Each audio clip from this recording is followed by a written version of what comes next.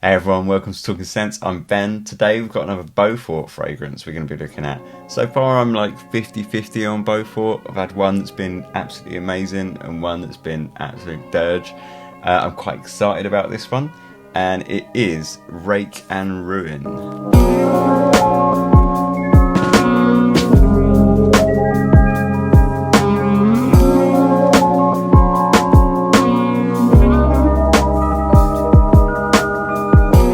So today we've got Rake and Ruin from Beaufort London. It's not in their Hell and High Water collection, so we've kind of moved out of that. Instead, it's got a long story that's basically this kind of historical thing, but the long and the short of it is that it's supposedly based on an 18th century tavern, and I think it concludes by saying that it tries to encapsulate the drinks that were drunk in the tavern, the dark wood of the floor that all the drink was spilt on, and the debauched deeds that happened within the walls, or something like that.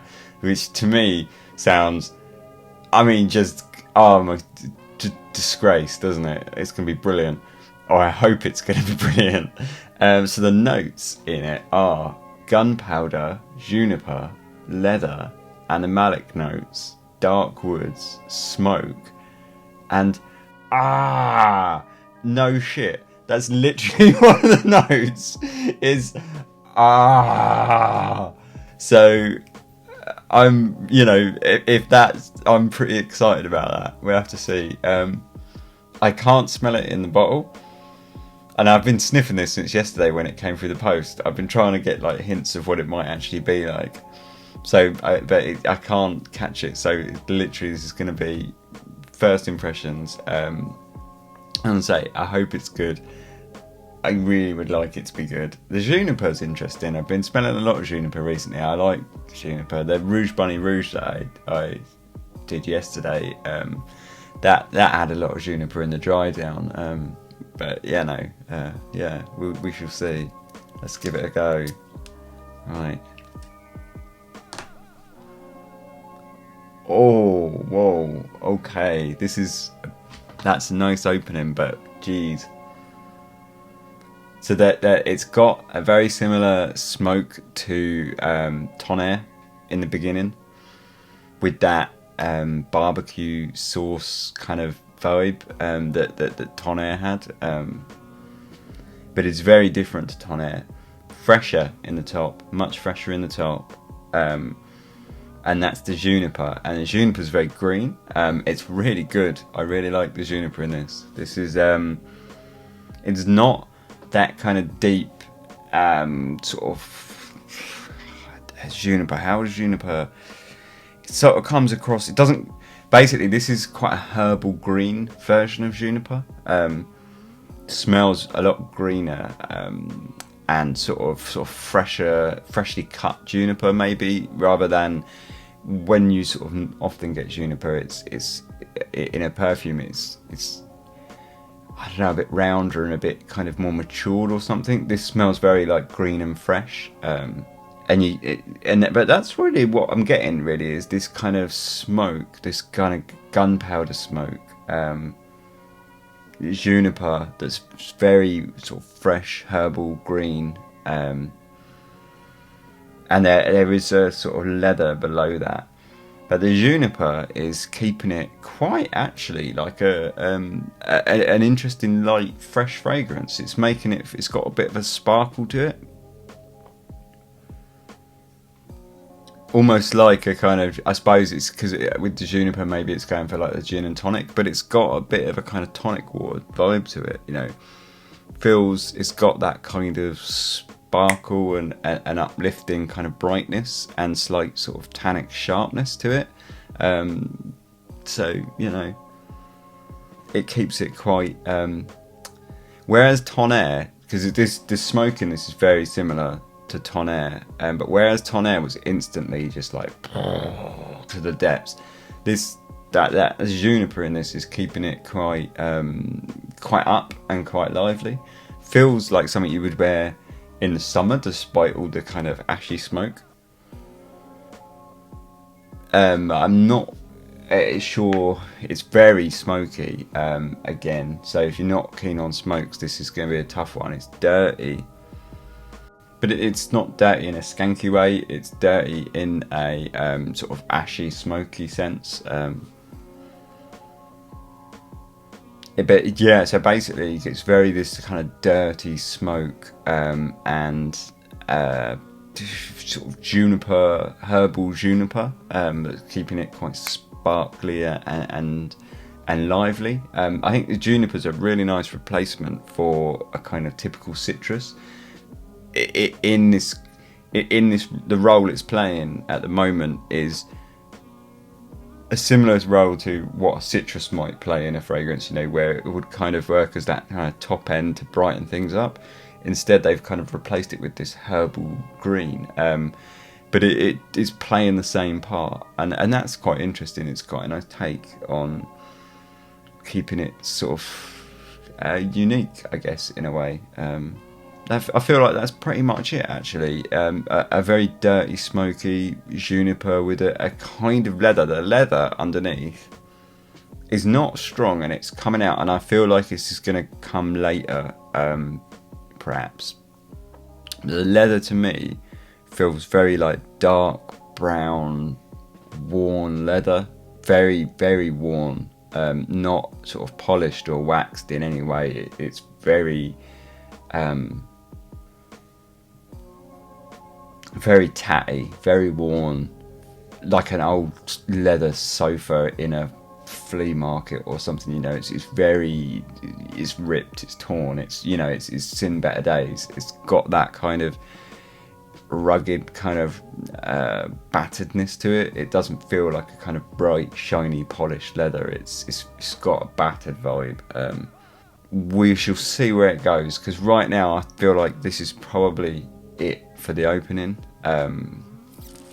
Doesn't seem to kind of, there's nothing sort of under there that's kind of starting to peek out, so I'm going to kind of leave the video here, and I'll come back later this evening after I've worn it for the rest of the day. It's like lunchtime now, so I'll wear it for the rest of the day, and I'll come back tonight and talk about what I feel about it. Hey everyone, I'm back. So it's actually not that late, it's 10:30. I've been wearing Rake and Ruin for 6 hours, 7, no, 8 hours, but to be honest, it's gone. I can barely smell it, I can barely make it out. There's a touch of it if I really huff it, and it's not a very pleasant one, because it's just the very dregs of a leather dry down basically, which is never really that pretty. So yeah, it's a bit of a shame actually. It lasted about 5 hours before it was very, very, very, very closely a skin scent. By 6 hours it was like it is now, like pretty much gone. But what did I think of it? So the longevity, not that great, say, but the smell, interesting one. So after I left here, I obviously carried on wearing it, and about 30 minutes in, when I left, it had that kind of leathery, sort of battered, worn leather with a kind of juniper and like very green sort of herbal juniper and quite a strong smoke. Now that smoke comes right back and sort of nestles itself into the fragrance, less of a kind of smoke in the air and more of a kind of smoke, sort of stale smoke aroma, and it smelled almost identical, sort of picture perfect, quite impressive, of a used ashtray, and that became really dominant in the fragrance. Whether or not you're going to like that, I can see it being easily the most divisive part of the fragrance. Did I like it? I did, but it you know, it's not something that's particularly pleasant. It has elements, I'll kind of expand on it in a second, and it does have elements that make it more attractive than just a stale ashtray. But to focus on that just for a second, it definitely, I've just recently quit smoking. I smoked for like 20 odd years, and like just like a month and a half ago, or so, 2 months ago, when I had chickenpox, if anyone remembers that, I quit smoking. So I'm quite aware now of those smells, which if anyone here is a smoker or used to be a smoker, you'll be aware that when you quit smoking, suddenly those smells become quite pungent that before you kind of didn't even know they were there. Like used ashtrays and things like that. I don't particularly find them upsetting, but they suddenly come out and you notice them very much. So just funny, like of late, this is a smell that I've become, quite aware of. So it definitely, I feel like I'm quite well. I guess you'd say like quite aware of it at the moment. So like I'm quite aware. I'm quite tuned into it. So yeah, it definitely just stank of stale sort of ashtrays and cigarettes. Like I say, whether or not you'd find that attractive or not, most people I can see now. Most people, I bet 90% of people watching this video are going like, "That sounds revolting." Yeah, it kind of is, but it's warmed up by the leather, which is really nice, and the juniper, which stays the whole time as this sort of citrus substitute, that kind of keeps it bright and alight and sparkling. And it's really nice. The leather in this is really nice. It's sort of like, it reminds me a little bit of like an unholy Tuscan leather by Tom Ford, where not direct replacement or anything like that, but whereas Tom Ford's has that that kind of ashy smoke and the leather and the raspberry, but it's all quite pleasant. This is almost like the unholy brother of it, where the leather itself is not opulent or nice. It feels beaten, it feels battered, it feels worn. The juniper kind of replaces the raspberry, and then the ash is very like stinks like a used ashtray. Say whether or not you're going to find that nice is it's up to you. Up until that point, I found it to be quite a bright, fresh fragrance, but the leather comes out and warms it. It almost gets like ambery at times, and it does keep it like a nice warm fragrance. And it gives underneath that ashtray this kind of warm, ambery leather kind of feel. And I guess that's like the animalic side of it as well. But that's not strong, but it gives that kind of ambery leatheriness to it. It's really nice. I actually really liked it, and I was. I mean, you can kind of see now. Like I'm. It's difficult to really sort of explain the smell of it and make it sound nice, because of course most people here used ashtray as like negative, but it did definitely smell like a used ashtray, but it wasn't necessarily bad, if you like. Perhaps some of those more acrid elements of a used ashtray were kind of removed, so you kind of had the ashy tobacco smoke of it without the kind of nasty sort of acrid elements, maybe. But it was very, very, very evocative of a used ashtray. So anyway, for me, it smelled a little bit at this point like I could kind of see where they were saying, that they wanted to make it like an old tavern and that. It wasn't as boozy as I thought it would be. What it really reminded me of, and I felt quite nostalgic of it actually, being of a certain age, was before the smoking ban in England, like walking into a local, like a small local pub, and where the tobacco smoke really is years and years, like 30 years of just ground in tobacco smoke into the walls and the carpet, and it's really like a black lung of a pub, like it reminded me of that, and I thought it was quite reminiscent of that, and really quite impressive. I felt like it was quite somber and austere in a way, and it felt quite like that. Again, this all makes it sound quite gritty and edgy, but I actually felt that it was quite gentlemanly, definitely wearable. I do think it would be divisive, but certainly I think if you wanted to pull it off with a little bit of confidence, I definitely feel like it was like gentlemanly and like quite an austere, straight, sort of classy fragrance. The only thing with it, I think, is that it's so reminiscent of ashtrays and cigarette smoke that people are gonna just perhaps confuse you for someone who smokes a shit ton and has put a cologne over the top of it, if you like. But it was better than that. It didn't smell like someone who smokes and is trying to cover up. You know, some people start like try and hide their smoking by putting perfume on it. It doesn't work because the cigarette smoke is so strong, like the odor. So it doesn't smell like that. It smells like it's meant to be something you're wearing. It smells like just a very pungent tobacco smoke in a perfume. It smelled like it was intentional, and like I say, it didn't smell bad. It doesn't. I appreciate that this description is going to make it sound bad, and perhaps it's one of those ones that you need to experience to really sort of get your head around the fact that although all these things that I'm explaining sound really quite gross, probably, especially to someone who doesn't smoke,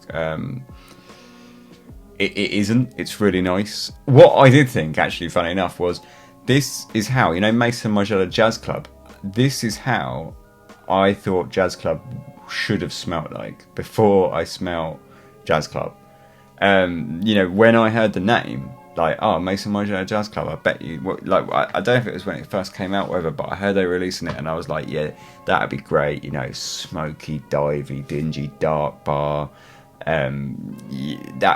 ashtrays, cigarette smoke, a bit of kind of alcohol, whatever. Like I thought perhaps it would be a slightly boozier version of this, but obviously Jazz Club isn't anything like that. But this, I think, would actually make for a better Jazz Club.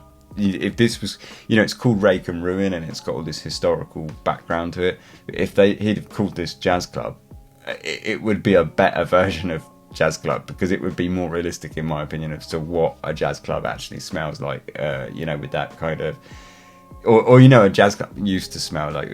I